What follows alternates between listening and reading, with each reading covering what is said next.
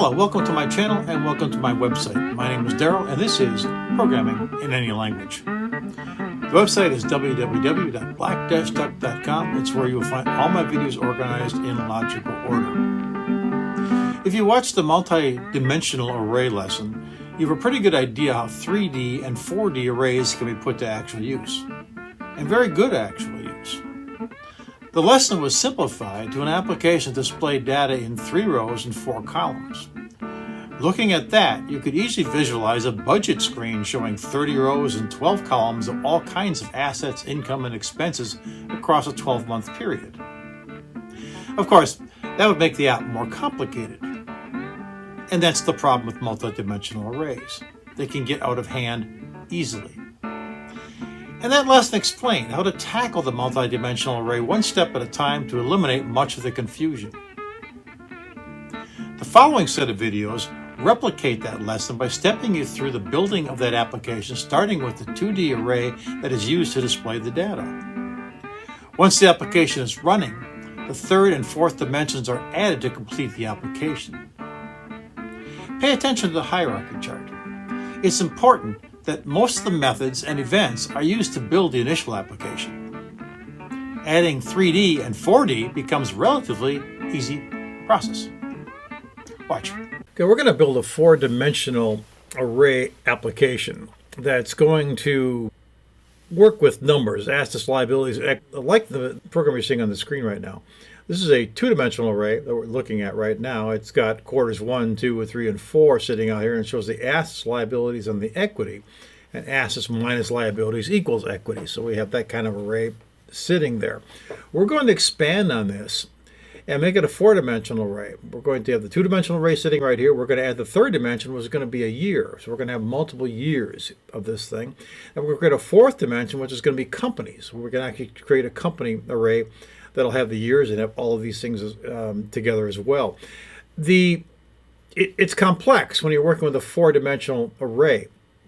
However, it can be simplified when you take it a step at a time, build that 2-dimensional array first, and then add your 3rd dimension, and add your 4th dimension to make it all work. So I'm going to close this off right now. And I want to actually show you the screen that we've actually created so far. And what I'm doing here is I'm creating a form.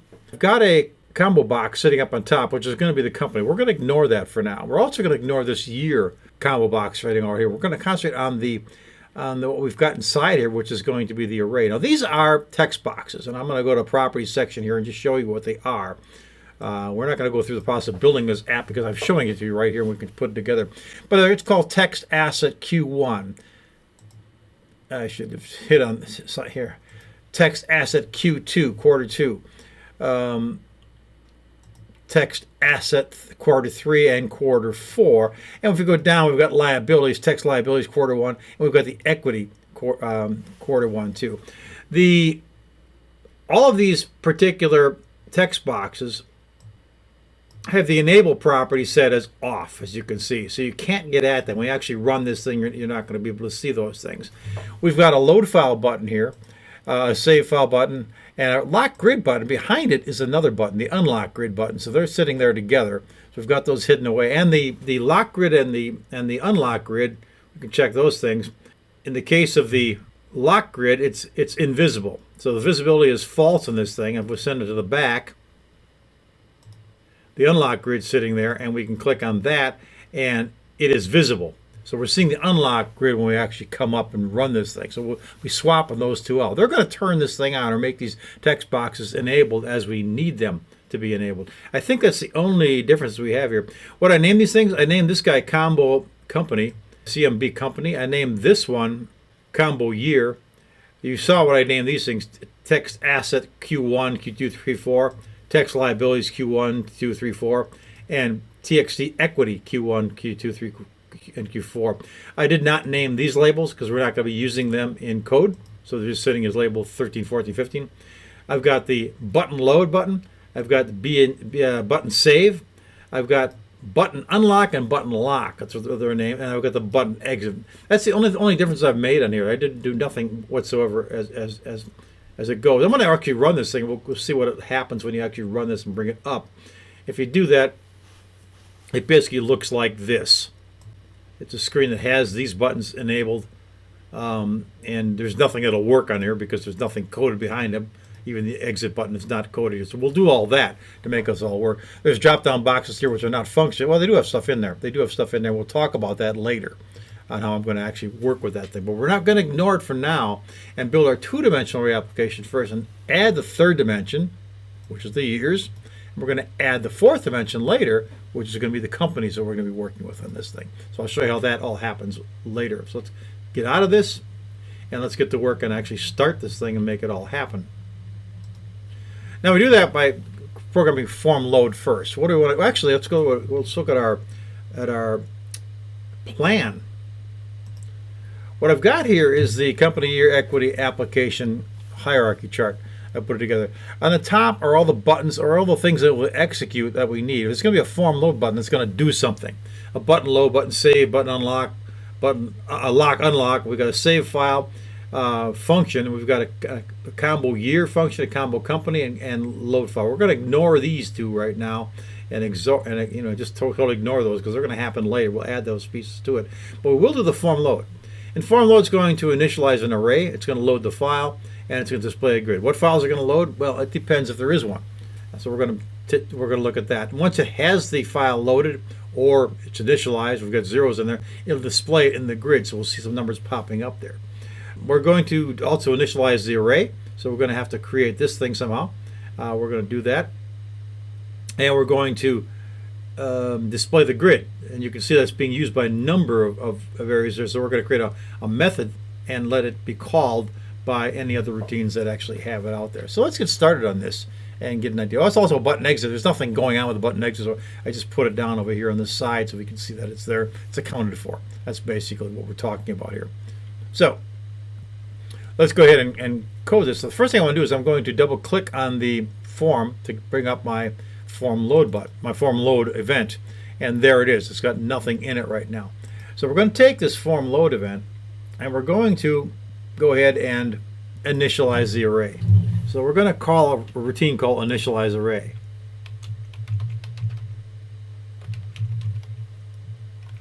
And it doesn't exist, of course. I'm going to actually give us, we don't need toolbox. We can get that out of the way here. And we can kind of bring this down a little bit so we get a little more room here. I can take that initialize array now and basically put comments out here and say call initialize array to 0. We're going to do that. I also want to load the file after I'm done with that. So I'm going to say if file exists, and I'm going to call it initially we'll call it 2D stuff.txt and put a semicolon on there. Now we don't need that. We need this. We need the braces on this thing. There we go. That's going to help us put that in place. And if it does exist, we're going to load the file and put that in place there. And that will call the load file routine. And once we've done that, whether we load the file or not, it's still going to be initialized. So we're going to have an array out there. We're going to display it. So we'll have a display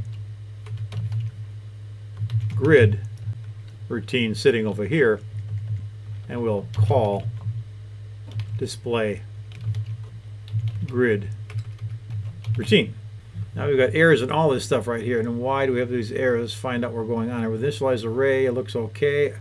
Private void form load looks fine. Oh, because initialize array does not exist. File exists.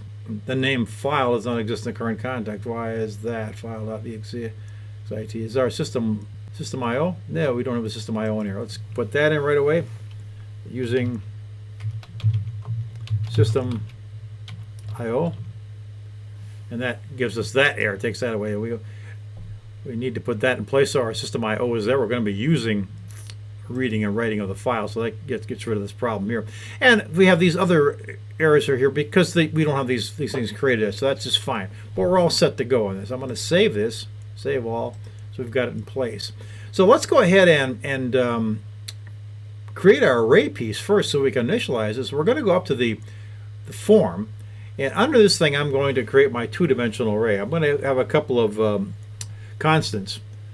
I don't normally use constants, but it kind of makes sense here because it points out that we're going to have rows, and they'll be equal to 3.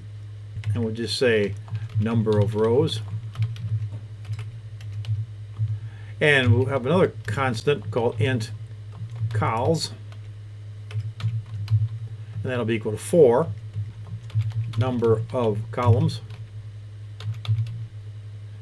And then we're going to set up our array, which is going to be a double. It's going to hold numbers. We're going to put in the bracket, and we put a comma in here to differentiate from the fact that it's not a single dimensional array, it's a two-dimensional array. So 1 comma gives us a two-dimensional array. So we're going to call it amounts, and it's going to be equal to new double, and we'll set it up as a rows cols, and we'll establish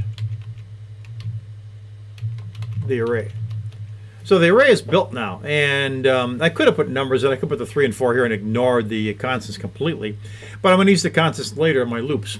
So having that so we don't go over a max of 3 or over a max of 4, it's not bad to have those numbers in there and have them, have a name for them so we can actually use that in place. We still have errors down here. So the next thing we need to do is actually initialize the array. So we're going to do that right down here. We're going to go ahead and create an event. Let's hit the right characters. Private void initialize array and put it in the braces. How do we initialize an array? It's two loops. It's the nested loops. So we're going to say for, and we'll say int I equals 0, and I is less than rows, and I plus plus. So that's our outside array. So that'll increment our rows, and we'll create another one right away for int j equals 0, j is less than columns, and it plus plus. And we'll put in our braces here and create that. Now all we have to say is amounts, and we'll put in our brackets I comma j in bracket is equal to 0, and that's it.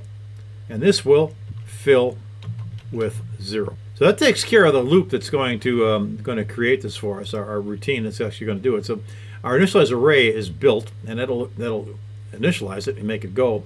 We're going to need a load file and a display grid routine. Which one we decide to do, it doesn't really matter which one you do because we won't do any of this right now. So let's go ahead and do the display grid routine. So once we've got our array out there, we're going to say private void display grid and give it a pair of braces. Gets rid of our error here so we don't have that anymore. And we can go ahead and we can actually say, we can now talk to all of our array components and put these out on the text file. Normally we'd be using labels to put these things out on there, but we're going to use these areas as an entry point to actually put numbers in if we want to change something. So we're using text boxes, and we're going to use them like labels right now because they're unenabled. So txt q1 is the first box, dot text is going to be equal to amounts 0, 0, and toString, because they're going to be, and we're going to set it up as a number, so we're going to go put this in there, and we're going to do an N2 because we want to show the 2-digit decimal place in there as we do this. So that goes ahead and gives us that number. So that puts in our first text box. And we can go down here and say text asset number 2, Q2, dot text is equal to amounts 0, 1, quote, N2, and txt Q3 dot text is equal to amounts toString, again, quote, N2, and finally txt Q4 dot text is equal to amounts 03 toString N2. That's a semicolon here. Now we need to do the liabilities. So with txt liabilities, Q1 dot text is equal to amounts, and this will be 10 toString N2, and txt liabilities dot text equals amounts 11 toString N2, txt liabilities should be Q3 dot text is equal to amounts 1, 2, toString, N2. IntelliSense helps a little bit here. txt liabilities Q4 dot text is going to be equal to amounts 1, 3, I believe. toString, N2. And finally, we do the equity piece. We could probably put space in between these things. Let's differentiate the rows, easier to see. txt equity Q1 dot text is equal to amounts 2, 0. toString, N2. txt equity Q2 dot text is equal to amounts 2, 1. toString, N2. txt equity Q3 dot text is equal to amounts 2, 2. toString, N2. And finally, txt equity Q4 dot text is going to be equal to amounts 2, 3. toString, N2. And that'll be it. How's that look? Looks fine. We'll get rid of the space here, and we're looking fine. With that in place, we need to do the load file piece. So we'll create a routine called load file. We've already checked up here to see if it exists. If it does exist, we're going to actually run this thing. So we need a private here, void load file, and set of braces. We now want to put in a try. And so we'll put our brace in there to give us our try. We're also going to have a catch in here right away, so we're going to put that in. So we've got in place of what happens if something goes wrong. So we'll use a catch, and it'll be exception EX, and put our braces in there. So if something goes wrong, it's going to occur here, and we'll actually put in a message box. And this will be EX.message. So like it goes to system error, display system error. So it'll be generated by the computer when this actually happens. So we'll put that in place. The try is I'm going to go through this, and we're going to set up int x is equal to 0. We're going to set up two variables. And this, oops, that we can do it like that. I want to do it on one line though, so we're going to go ahead and move this out and say initialize row counter. And int y is equal to 0. And this will initialize column counter. And then we're going to add our stream reader. So strea stream reader, that's why I put in the system IO, input file. This initializes, activates stream reader. And we're going to say input file, which we just declared up above, is going to be equal to file.openText. We're going to actually create an open, TEXT, and we're going to look for my 2D stuff.txt, and we'll put a semicolon to that. If you look back above, my 2D stuff.txt, this is the file we're actually looking for. And we found it, so a load file can be actually executed down there. So that's what we're actually using. So let's go ahead and once we know it's there, we can set up our while routine to actually read this file. So while not input file .end of stream, and we'll set up our braces here for our loop. So while it's not in a stream, in other words, while we still have records out on the file, we're going to read this. Now we're going to say amounts. Look at the array here, and we're going to say x comma y. I don't want this particular thing here. Well, actually convert to double. We want to say to double input file read line. I think that's what we need. That's all. We're to double. I can't spell. That likes that much better. So we're converting to double whatever it's reading in here. So we're reading in numbers. This file is only going to, it's a file is only going to have numbers in it. It's only going to have doubles in it, but they come in as strings. And this file will not be created by manually. It'll be created by the system. So we initialize the array to zeros. So we're going to have a save routine that's actually going to write this file out in the order we want it to. And now this read file will read it back in the order it is. So we're only going to see numbers out there. We shouldn't have any errors if we let the save and the load routine do its work and finish it. We could have errors when we first start building this thing and testing because we screwed up on our loops or something like that. But once the thing is running, we should encounter no errors whatsoever, unless something mechanical happens to the array. So that's it. That's all we need to do here. Well, what we're going to do right now is we actually added that in. We need to say y is equal to y plus 1, because we want to be able to increment that that column.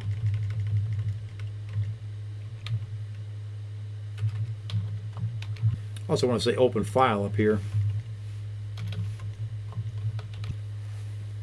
And once we've done the y equals y plus 1, we can say if y is greater than cols. And if it is greater than cols, we want to set in some braces and do something special. And that would be, well, y is going to be equal to 0 then, and x is going to be equal to x plus 1. And that will be incrementing the row counter. And let's go up here and actually say that initialize column counter. So what's happening is we start out with x and y 0. We're looking at the very first cell with x 0 and y 0. So we can actually put that in the first cell in the upper left-hand corner, the 0, 0 cell. We then increment y.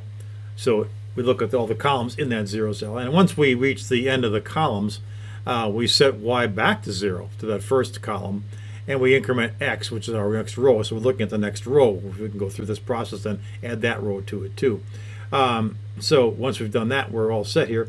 And we're going to keep doing that until we actually run to end of file. So we don't have to check for y being at the end of a stream. It's always going to be the column that's going to be checking. X will simply run out of data to read from the file, so we don't need to check any further than this. So we're good here. We do have to close it. So we'll go down here to, after this loop and this loop right here, while, we want to close it under the while, and we'll say input file dot close.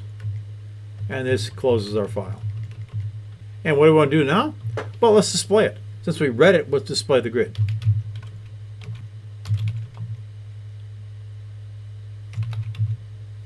Routine to display form, display grid. I should point out that we are displaying it after we do this read. Interestingly enough, in our load up here, we're going to display it here too. So when this load file actually executes, it's going to display the grid automatically, but it's going to display it again down here. It's redundant, but it's so insignificant since we're only going to be creating a 12, basically 12 cells. Why not? That way, it really doesn't make too much difference because our display grid then will just happen twice, but it'll be to the user, they won't see it. So what do we got now? Looks like we've got everything working to some degree. This program should work. Let's run it, see? And there it is.